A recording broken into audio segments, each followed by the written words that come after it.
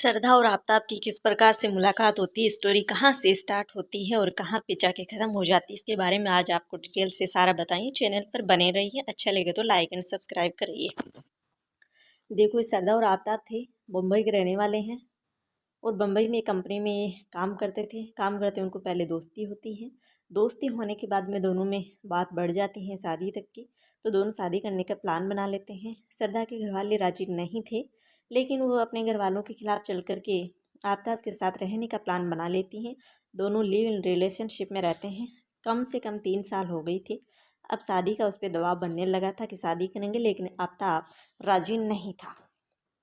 आफ़ताब के mummy papa को फ़िलहाल पता था कि शादी करेंगे, वीकेंड में मिलने भी आया करते थे, लेकिन आफ़ताब का प्लान शादी करने का नहीं था और ना ही दूसरी जगह जाने का प्लान था, कि उसमें ईगो था कि दूसरी जगह चली जाएगी तो मेरी इंसल्ट होगी दोस्तों में, इसलिए मैं इसको ना जाने दूंगा और ना ही इसे शादी करूंगा, लेकिन इसका निपटवारा मार के ही करूंगा। इस प्रकार का उसका प्लान था।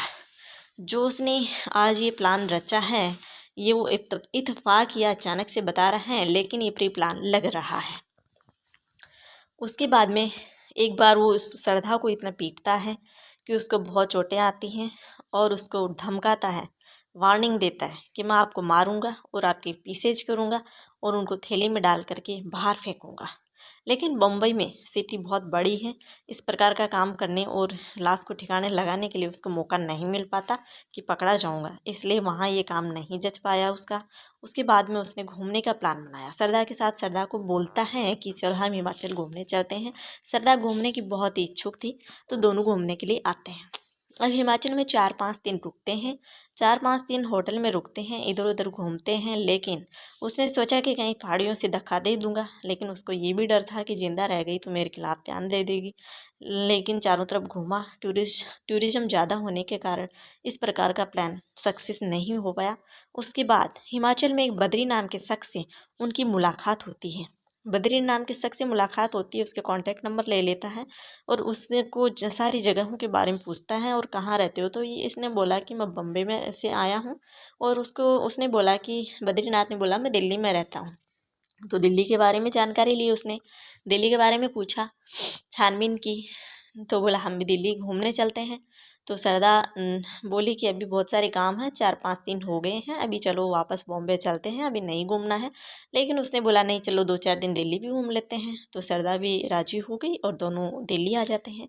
दिल्ली आने के बाद में एक होटल में रुक जाते हैं। होटल में रुक कर के फिर बद्री जो नाम का शख्स था हिमाचली, उसे फिर से कनेक्ट करते हैं और उसको बोलते हैं कि यहाँ हम होटल में रुके हुए हैं, यहाँ किराया बहुत ज़्यादा लग रहा है, हम कुछ दिन यहीं रहना है, यहाँ पे अच्छी कंपनियाँ भी हैं, अच्छी जॉब भी हैं, तो हमें यहीं फ्लैट लेकर के रहना है।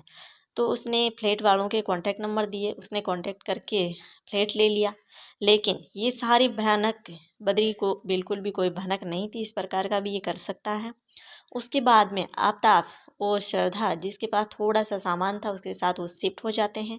शिफ्ट होने के बाद में आफ़ताब ये जंगल, महरौली के जंगल, गुरुग्राम के जंगल और तालाब, इस प्रकार की कई जगह थी, जंगल झाड़ियाँ, सब वो वॉकिंग पे जाता है, पैदल चलता है और सारी रेकी कर लेता है कि यहाँ पे ठिकाने लगा सकता हूँ आसानी से। उस प्रकार से कुछ दिन रेकी की। रेकी करने के बाद 18 मई की रात को श्रद्धा को गला घोट करके उसने मार दिया। मारने के बाद में उसके पास बैठ करके हंस रहा है। हंसने के बाद में अभी बोलता है कि मैंने ठिकाने लगा दिया, ठीक काम किया मैंने। उसके बाद में वो उस दिन उसको बाथरूम में पटक देता है। बाथरूम पटकने के बाद में दूसरे दिन मार्केट जाता है। मार्केट जाने के बाद में वो हथियार लेकर आता है, आरी है, हैमर है, कीले हैं, चाकूज हैं, कुछ इस प्रकार के काफ़ी सारी चीज़ें लेकर आता है। लेकर आने के बाद में वो श्रद्धा के पीसेज करता है, 35 टुकड़े करता है। करने के बाद थैलियों में पैकिंग करके एक बड़ा 300 लीटर का फ्रिज लेकर आता है और सारे उसमें रखे रहता है और 20-22 दिन तक उन एक एक थैलियों को लेता है अपने कैरी बैग में और बाहर फेंकता है। इस प्रकार में ये सिलसिला 20-22 दिन तक चलता रहा। चलने के बाद में नॉर्मल उसी तरीके से रहता है, अपनी नॉर्मल लाइफ जीता है और कुछ अलग गर्ल फ्रेंड भी वहाँ बुलाता है, लेकिन किसी को कुछ भनक तक नहीं होने लगने दिया। उसके बाद में ये जैसे ही उसके दोस्तों के कांटेक्ट नहीं हुए, 15-20 दिन तक तो वो कांटेक्ट दोस्तों से करता रहा, लेकिन बाद में कांटेक्ट नहीं हुए। 2 ढाई महीने के बाद में उनके पापा को बताया कि सरदार का कॉल नहीं है, कुछ भी पता नहीं है। तो उसके पापा ने कंप्लेन कराई। उसके पापा ने कंप्लेन कराने के बाद में उसकी कॉल डिटेलें निकालने के बाद में उसको गिरफ्तार किया गया दिल्ली पुलिस के द्वारा, महरौली पुलिस के द्वारा। गिरफ्तार करने के बाद में उसके सब कुछ छानबीन की गई। सरदार की कुछ हड्डियां भी मिली हैं, 10, 12, 14 हड्डियां भी मिल चुकी हैं। उसका जबड़े भी मिल चुका है और आरी अभी मिलना बाकी है। उसके घर से बड़े बड़े चाकू भी मिले हैं और उसका पोलियोग्राफी टेस्ट हो गया है। पोलियोग्राफी टेस्ट में उसने काफ़ी बातें बताई हैं।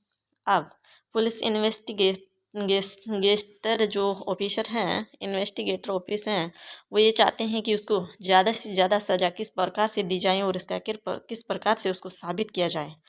आफ्ताब बहुत ही तिलाम और शातिर है। ये सब कानून के बारे में जानता है, सब कुछ जानता है।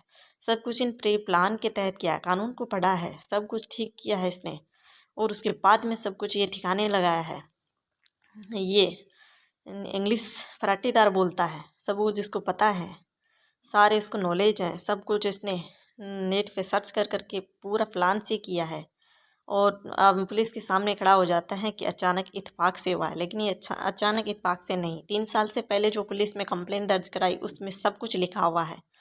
इसलिए जो भी पुलिस है वो चाहती है कि इसको ज़्यादा से ज़्यादा कड़ी से कड़ी सज़ा दिलाई जाए।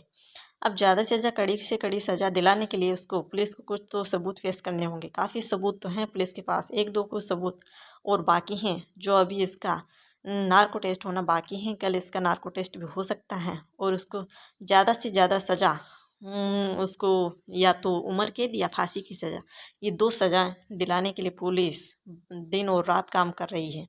इस प्रकार से इसके सात्विक दिमाग को ठिकाने लगाना ठीक है और इस प्रकार से इसने किया है, जो बहुत ही दुखद और बेहद बुरी घटना है। उसको तो पनिशमेंट मिलना ही चाहिए ज़्यादा से ज़्यादा।